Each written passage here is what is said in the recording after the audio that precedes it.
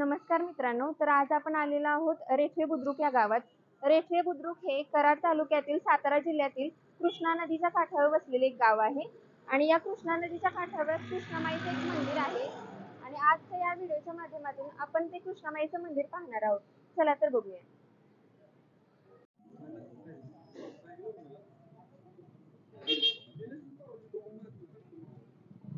तर मित्रांनो, आपण आलेलो आहोत कृष्णा नदीच्या काठावर। पाठीमागे तुम्ही बघू शकताय संत वाहणारी कृष्णा नदी आणि इकडच्या बाजूला बघू शकताय कृष्णामाईचे मंदिर, ज्याचीच आज आपण माहिती बघणार आहोत। तर सुरुवातीला आपण काय करूया, मंदिरात जाऊन दर्शन घेऊया। चला तर मित्रांनो, आता आपण मंदिरात आलोय, आता दर्शन घेऊया।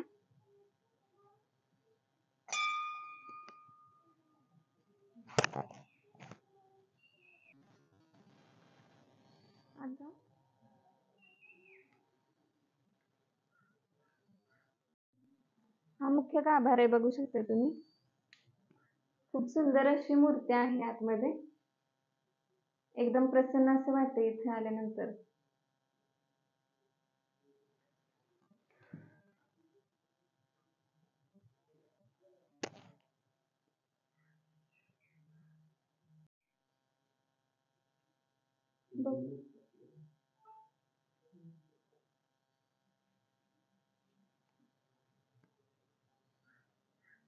तुम्ही पाहिलं किती सुंदर अशी मूर्ती आहे आणि ही मूर्ती कृष्णाकाठ आहे, म्हणजे कृष्णा नदीच्या तीरावर वसलेले हे कृष्णामाईचं मंदिर आहे। तर या मंदिराविषयीची अधिकची माहिती आपण काकांच्याकडून जाणून घेणार आहे। चला तर बघूया। रेठरे बुद्रुक या गावाला कृष्णामाई मंदिराच्या रूपाने एक वरदानच लाभलेलं आहे असं म्हणायला हरकत नाही। तर या मंदिराविषयी आपण काकांच्याकडून अधिक माहिती जाणून घेऊया। तर काका, आपलं नाव? नमस्कार, माझं नाव नागेश कुलकर्णी, नागेश भास्कर कुलकर्णी। मी मूळचा इथला रेठरे बुद्रुक गावचा या नदीकाठचा रहिवासी आहे। हे कृष्णामाईचं जे मंदिर आहे हे आम्हाला मिळालेल्या माहितीनुसार पहिले बाजीराव पेशवे यांच्या दरबारात रेठरेची बाजी रेठरेकर म्हणून एक सरदार होते। मग त्यांची माहिती तो सुद्धा तुम्हाला इथं आमचे भाऊसाहेब रेठरेकर यांच्या घरामध्ये सुद्धा ती माहिती मिळू शकते। त्यांच्या काळामध्ये हे मंदिराचं बांधकाम झालेलं असावं अशी माहिती आम्हाला त्यांच्या घरातले एक आप्पासाहेब रेठरेकर म्हणून वकील होऊन गेले, त्यांच्याकडे एक ही माहिती वाचनात अशी आलेली आहे। त्यांनी या मंदिराची बांधकाम केलेलं आहे। सातारा जिल्ह्यामध्ये साधारण कृष्णा नदीचा जिथं महाबळेश्वरला उगम झाल्यानंतर कृष्णा नदी वाई मार्गे सातारा करत कराड करून रेठरे बुद्रुक पुढे अशी ती सांगलीला जाते। असं करताना सातारा जिल्ह्यामध्येच कृष्णामाईची पुरातन अशी 3 मंदिर आहेत। 3 म्हणजे पुरातन, आता नवीन असतील ना, नवीन झालेली काय माहित नाही मला, पुरातन आणि ती आहेत ही 3ही मंदिरं पेशवेकालीन आहेत। हा त्याचा साधारणचा माहिती असणारा विषय आहे। आणि ह्या 3ही मंदिरांचा म्हणजे पूर्वी वाईला कृष्णामाई उत्सव होतो, आजही होतो, त्याप्रमाणे कराडलाही कृष्णामाई उत्सव होतो, आजही चालू आहे। म्हणजे कृष्णामाई उत्सव कराडला चैत्र महिन्यातही असतो आणि श्रावण महिन्यातही असतो। तसा रेठरे बुद्रुक मध्ये सुद्धा आम्ही 2013 पासून कृष्णामाई उत्सव सुरू केलेला आहे। मग हा उत्सव सुरू करताना आम्हाला गावातले असंख्य तरुणांचे त्यावेळेचे असणारे आमचे सहकारी धनंजय मोहिते असतील, केशव वडकर असतील, राजेंद्र पवेकर आहेत, अधिक वडकर आहेत, मदन लोखंडे आहेत, पांडा कदम आहेत, हनुमंत साळुंके आहेत, चंद्रकांत साळुंके आहेत, असे दत्तात्रय सपकाळ, अशा अनेक, म्हणजे एक नाही की अशा अनेक लोकांनी हा उत्सव सुरू करावा। बाबा एक कल्पना मांडल्यानंतर बाबा आपण ह्या कृष्णा नदीच्या काठी राहतो, आपल्याला दुष्काळ माहित नाही, म्हणजे जन्माला कृष्णा नदीच्या काठी आलो आणि विसावा सुद्धा कृष्णा नदीच्या काठी घेणार आहे, हे भाग्य आहे, हे कुणालाही मिळत नाही। आणि ते आम्हाला आमच्या सुदैवानं आम्हाला ते मिळालेलं आहे। आणि मग तिच्या ऋणातनं आपण नाही मुक्त होत, पण निदान एक थोडस काहीतरी आपण तिचं फुलाची पाकळी म्हणून एक उत्सव सुरू केला।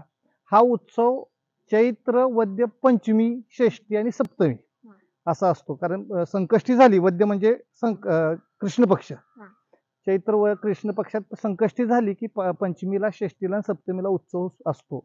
उत्सवाच्या काळात पहिल्या दिवशी साधारण लोक अभिषेक पूजा अर्चा होती, दुसऱ्या दिवशी कृष्णामाईची पालखी निघती, तिसऱ्या दिवशी महाप्रसाद होतो। अशा पद्धतीनं आणि प्रचंड महिलांचा ह्याच्यामध्ये खूप मोठा सहभाग बघायला मिळतो. कारण ह्या काळामध्ये बाकीच्या गावाला यात्रा जरी असल्या तर महिलांच्यासाठी म्हणून कृष्णमय उत्सव, त्याच्या हळदी कुंकवाला येणं आणि घरोघरी रेटरे बुजुर्ग मधल्या प्रत्येक घरात त्या दिवशी पुरणाचा नैवेद्य केला जातो. प्रत्येक महिला संध्याकाळी, जरा उन्हाळा असतो परंतु साधारण 4-5च्या दरम्यान इथं इतकी गर्दी होती की तिथं मग रांगेत उभं राहून मला कृष्णाबाईची ओटी भरायची, महिलांची एवढी प्रचंड गर्दी झालेली असते. असं असा इतिहास आहे तो. आणि गेल्या 3 वर्षापूर्वी आता जी आपण मूर्ती पाहिली ही नूतन मूर्ती आहे. ह्याच्या अगोदर एक जुनी मूर्ती होती, ती साधारण तिचा चेहरा साधारण रडका होता. मग तो रडका चेहरा का आहे, कशासाठी आहे, ह्याची पुसट सुद्धा कल्पना आम्हाला नव्हती. पण आम्ही, आमचे जे वडील आहेत, म्हणजे आता ते दूर गेलेले आहेत, पण त्यांच्याकडनं आम्हाला ही माहिती मिळाली की बाबा, आम्ही विचारलं बाबा ह्या मूर्तीचा चेहरा असा रडका का आहे. मग त्यावेळेला सुरुवातीला आम्हाला कसं काय सांगायचे, दंतकथा असायच्या की बाबा ह्या देवाचं सोनं ह्या देवानं पळवून नेलंय म्हणून ते रडतंय. म्हणजे असं त्या दंतकथा कोणी काय ते सांगितलेलं असायच्या त्या असायच्या. आम्ही ते विचारलं तर ते म्हणजे तसं नाही आहे की कृष्णामाईची मूर्ती जेव्हा बसवली त्यावेळेला त्या मूर्तीचा चेहरा खूप देखणा केला आणि तो देखणा चेहरा करताना मग आपण त्या मूर्तीत जोपर्यंत प्राणप्रतिष्ठा येत नाही तोपर्यंत देवत्व नसतं, तोपर्यंत ती पाषाणच असते, दगडच असतो तो. आणि मग सुंदर मूर्ती अशी तिथं ह्याच्यावर ठेवली आणि मग ते म्हटले की आता आपण मागं सरकून बघूया बाबा, इकडे सरकूया का इकडे सरकूया.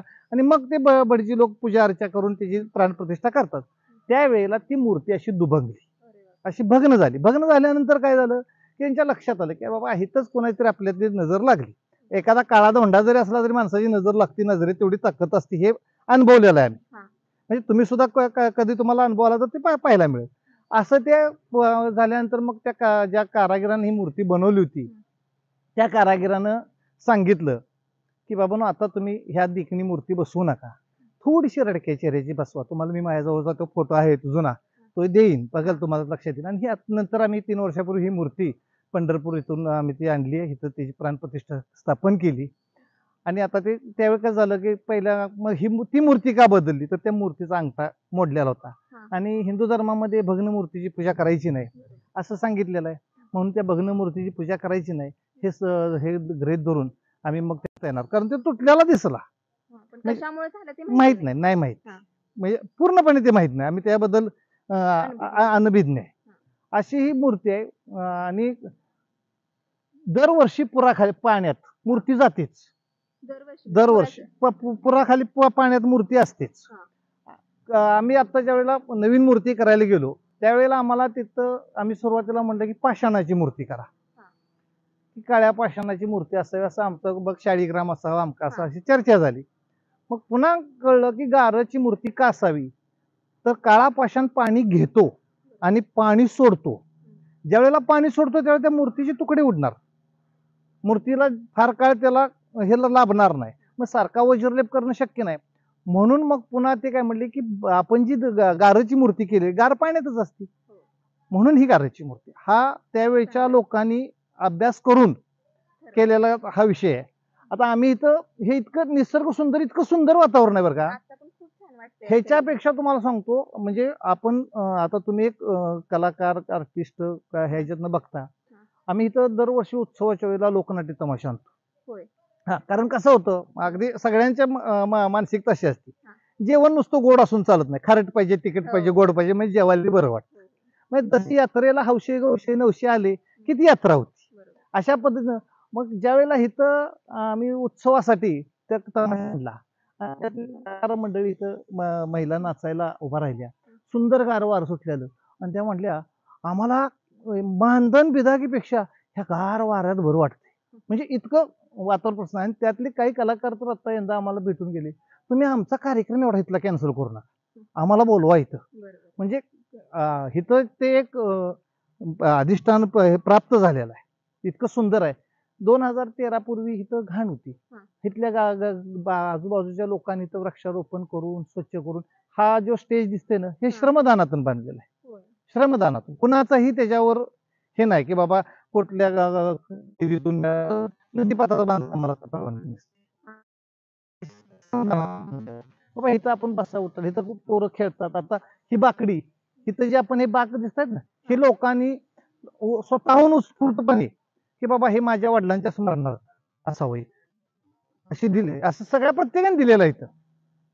आणि काका हे मंदिर किती म्हणजे कधीच आहे काय माहिती आहे का याच्याबद्दल? पहिले बाजीराव पेशवे, थोरले बाजीराव पेशवे जे होते त्यांच्या दरबारात, आता ते साधारण थोरले बाजीराव पेशवे हे संभाजी नंतर शाहू महाराज झाले. शाहूंच्या नंतर त्यावेळेला पेशवे पदाची वस्त्र दिली. त्यानंतर जे थोरले बाजीराव आले त्यांच्या काळामध्ये बाजी रेटरेकर म्हणून एक सरदार होते, हे रेटरेचे मोठे सरदार होते. तुम्हाला राव जी कादंबरी आहे त्या कादंबरीमध्ये त्याचा उल्लेख दिसतो.